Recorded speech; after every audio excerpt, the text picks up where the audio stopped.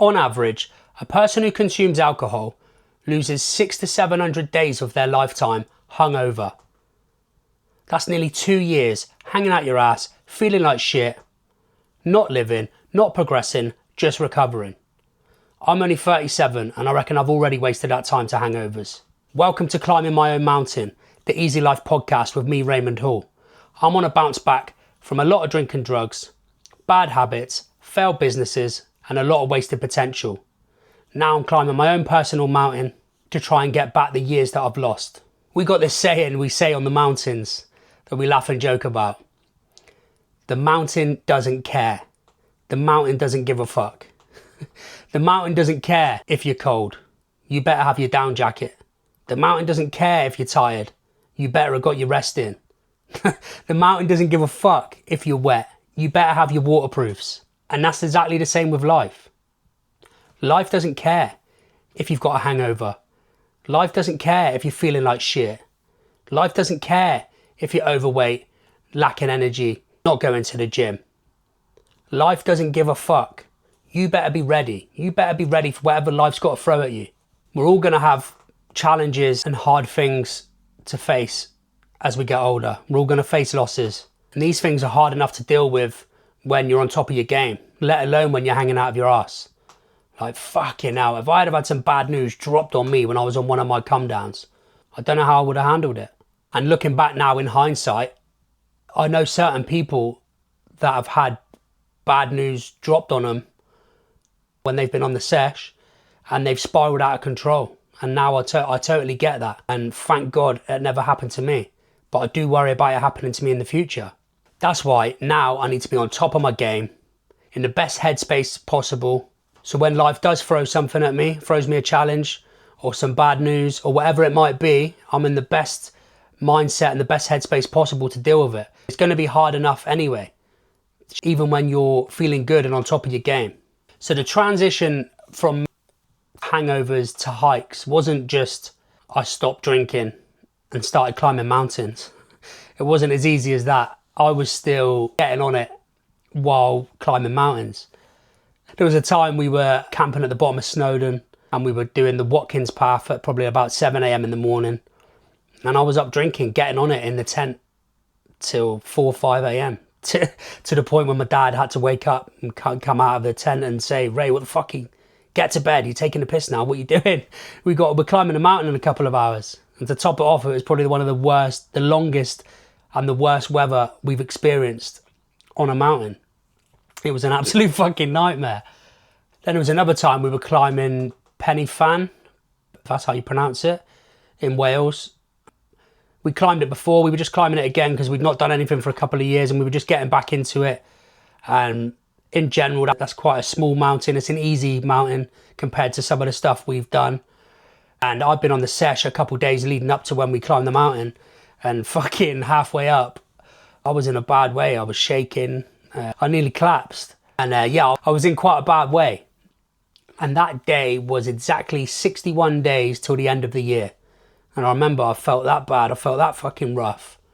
It made me feel that horrible. And my brother was laughing and joking, taking the piss out of me. And I remember saying to him, "Right, that's it. I've had enough." I said, "I'm not going to drink now until New Year's Eve," which was 61 days away. I'd done it. And at that time, that was massive for me because I'd only ever done maybe a couple of dry Januaries or sober October. But yeah, it was no smooth transition. But look, even now, I'm not even coming from a place of I'm totally sober or preaching sobriety or I've quit forever, because to be honest with you, I haven't. I'd done my year sober a few years ago, which did change my life. I've done other sober stints, and in general now I go for months now without drinking, and as long as I'm not going back and doing 2-3 day benders like I used to, if I can just manage them few sessions a year, then I'm happy with that for the minute. I've always said I wanted the best of both worlds. I've spoke to alcoholics and I've spoke to drug addicts and different people over the years, when I've done my little sober stints, and I've explained to them about, I'm just I want to get it to a point where 90% of the time I'm good, I'm in the gym, I'm healthy, but that little 10% of the time, if I want to have a few drinks a few times a year, and pretty much every single person has told me, nah, it's not going to happen, mate. Like, it's all or nothing. You got to quit. And to a certain extent, they're right. But I've never been happy with that. I've always wanted to like, nah, I'm not having it. I want the best of both worlds. I want to be fit and healthy 90% of the time, and then them few little drinks I want a couple times a year, wedding or a stag do, I want to be able to go and do that. I want the best of both worlds. No one's telling me what I can and can't do. But whereas if I had a partner or if I had kids and it started affecting my relationship, then I would probably give up forever. And I think sooner or later I probably will end up giving up forever. But it just so happens in the last year or two I've been able to keep my sessions to a minimum, and I've been able to manage them for now. The minute things get bad again, I'll quit forever. Like, it wasn't easy for me to get to this stage. I've nearly ruined my life getting there, but it just so happens that's where I'm at now. But everyone's different. I can't speak for everyone. That's my situation. You know, there's some people that have got a worse problem with drink, or alcoholics, or real addicts that, you know, they can't just do what I'm trying to do. They have to just quit altogether or it'll ruin their life. So I totally get that. I was never alcohol dependent. I never drank every day. I never had alcohol at home or beer in the fridge. Never really a home drinker. I'd rather smoke some weed. Me, I went out to get fucked. I went out for the sesh. I wouldn't drink for all week, and then I'd go out Friday, Saturday, Sunday, literally not sleep for 3 days, go on a bender. Total different, it's a different sort of drinking. And then obviously alongside the drink came drugs, or maybe it was drugs and then drink. I don't actually know, but for me, they always come hand in hand. Obviously made my hangovers and made my come downs a lot worse. So like, I wasn't just going out for one night, having a drink and having one day the next day hanging, spending one day in bed. I'd go out for 2-3 days plus on a bender, and then I'd be fucked for 2-3 days after that. But look, I don't want to come across like I'm preaching and telling everyone to go sober and no one should drink. You know, as much as I hate alcohol, and what I've seen what it's done to people around me and lost loved ones through it, and most of the bad shit that's happened in my life has been linked to alcohol. And it's a poison. At the end of the day, it's a poison. It's a carcinogenic. It fucks with your brain. But it's just about how some people can balance it, you know. Nothing's good for you every day. If you drink alcohol every day, obviously it's going to be bad for you. I'm an advocate for cannabis, but if you smoke cannabis all day, every day, you know, you're probably going to have some problems. If you eat McDonald's all day, every day, you're going to be fucking bad for you. There's several things which are really bad for you if you consume all day, every day. However, if you can balance it, every now and again, we want the shit that's bad for us. Do you know, I fucking hate McDonald's. I hate that sort of food. But every now and again, I want a fucking big tasty burger. Do you know what I mean? But usually that is when I've got a hangover. To be fair, the only time I actually eat McDonald's these days is when I've got a hangover, which says a lot. You know, alcohol affects, it's not just that night or day of drinking. It affects you a few days after, your food choices, your sleep, everything. So I'm not even telling everyone to go sober. And even my whole thing is to reduce my alcohol intake. I just want to, for now anyway, I just want to do a handful of times a year. But even if you're someone who was like me, who'd done 2-3 day benders, you know, if you need to quit, you need to quit. But just stop that. Just start partying until 6 a.m. Or if you're someone who drinks in the week, just stop drinking in the week and just drink weekends. All about making better choices. It's small improvements to better your life. I'm big at reducing your alcohol intake. But you know, there are people out there that can do it, that can balance it. If you've got a full-time job and a partner and kids, and you're happy, and you go out once or twice a week, or you go and play Skittles every week, or go and play darts, or whatever it might be socially, and you can have your few drinks and it doesn't affect your relationship with your partner, doesn't affect your relationship with your kids, doesn't affect your job, then fucking fair shout, fucking crack on. That's the dream, innit? Like, I wish I could have done that. I wish my relationship with it was a bit more like that, to be honest, because I end up reclusing and taking myself away from everything sometimes. I'd rather take myself away from the situation than think I'm going out for 1 or 2 drinks and end up on a 3-day bender. You know, I wish I could do that. I've never understood these people that can just go for 1 pint or go for 2 pints. I've never got that. For me, it was all in or nothing.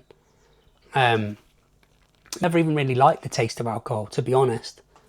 For me, it was just getting fucked. I like to get fucked. If you're one of these people that it doesn't affect your life like that, then fair enough, crack on. This obviously isn't for you, you know. However, Don't think that you're going to be a high achiever or operate at a high level in business or whatever it might be if you're drinking week in, week out. You're just codding yourself. Like, I wouldn't go into business with someone now who drinks week in, week out. You know, if I'm talking to you, you know, if you're someone who it's affecting your life, it's holding you back, you keep fucking up jobs, it's affecting your relationship with your partner, it's affecting your relationship with your kids, you know who you are. This is who I'm talking to. If it's affecting your anxiety, making you depressed, end of the day, alcohol is a depressant and you're drinking alcohol all the time. Like, when people talk to me now about anxiety or mental health, if anyone mentions that to me, one of the first things I ask them is, how often do you drink? Because at the end of the day, if you're depressed, alcohol's a depressant, you might as well just be drinking. You're depressed, you're just drinking more depression. Like, it doesn't fucking make sense. Like, it's well known now that alcohol gives people anxiety. I'll never forget, there was one time I was with someone having a few drinks and they were racking up some lines. While they were racking up the lines, they were telling me about how they'd just been put on antidepressants. And I was like, fucking what? Like, we're doing this, you're telling me that? And I just thought, how are you on antidepressants when you're taking drinks and drinking drugs every fucking week, you lunatic? Like, what? Give yourself a chance. Maybe stop the drinking drugs for a few weeks, a couple of months, then address and see how you feel. I guarantee you 90% of people, their life would be so much better without drinking drugs. If you're one of these people who suffer from mental health or depression or anxiety. Me, when I was at my lowest, I knew I was only there through drinking drugs. I'm not going to the gym. Like, if you're not dealing with the fundamentals, if you're not getting exercise, if you're not eating a clean diet, sunlight, good sleep, hydration, the basic fundamentals, if you're not doing these things and you go and see the doctor and get antidepressants before addressing the fundamentals, then you need to fucking, that's not right. However, if you do all this stuff, if you stop drinking drugs and then you do the things I just mentioned, and you know, so there's people out there that got a lot of trauma, that have got problems. If you stop all that and then you've still got problems, then go see a doctor. But at least you've given yourself a chance to try. I'm against all antidepressants and things like that. However, maybe that's just a naive comment, because there are a lot of people out there which I'm sure that they help. But again, maybe they're not the people that I'm talking to. I'm talking to the people know who I'm talking to, the people like me that were down in the dumps, depressed, anxiety, all through their own doing. The minute I got in the gym, started eating cleaner, quit or reduced drinking and drugs, my life just got better and better and better. Like, I reversed IBS. My life got better and better.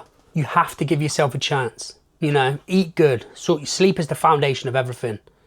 Eat good. Do some exercise. Look, and I'm not even telling everyone to go and climb mountains. As much as I do advise it and I do recommend it.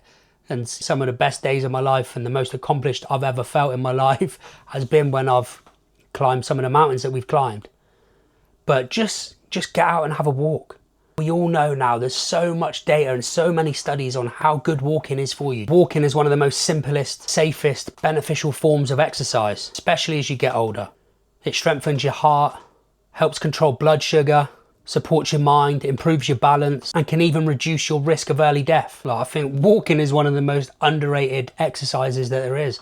Everyone thinks they got to be on the fucking treadmill sweating, or like doing a HIIT class, or in the gym doing weights.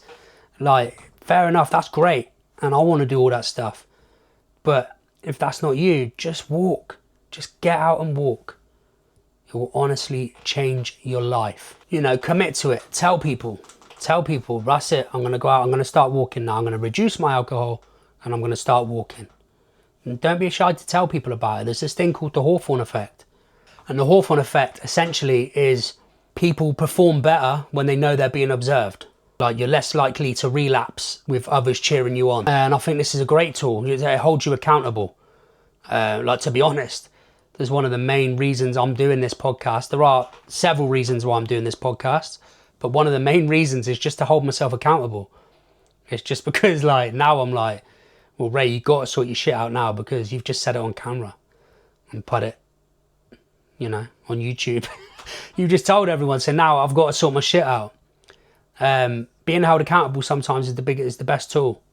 But the Hawthorne effect, tell people what you're going to do, tell your friends, tell your family.